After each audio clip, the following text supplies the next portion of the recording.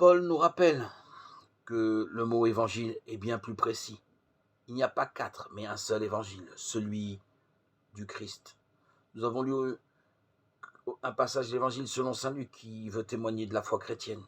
La règle de la transmission que Paul explicite, je vous transmets ce que j'ai reçu, est donc normative pour la rédaction et l'écoute de l'évangile selon l'un des quatre évangélistes.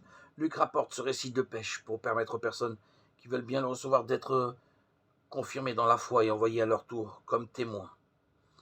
Un détail textuel aide à éclairer cette dynamique qui nous concerne tous.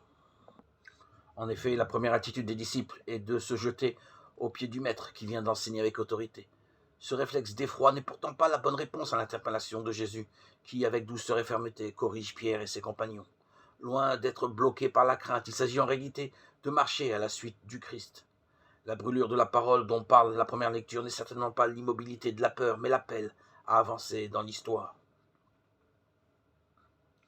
Proclamer la parole ne veut pas nous figer, au contraire, elle nous met en route pour communier au Christ et vivre en témoin de la résurrection de notre Seigneur.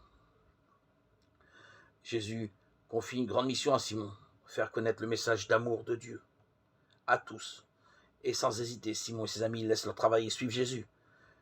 Quand tu décides de faire confiance au Seigneur, le résultat est toujours surprenant. Tu fais ce que tu peux, comme Simon qui jette le filet une fois de plus. Et le Seigneur t'apporte son aide dans ce que tu fais.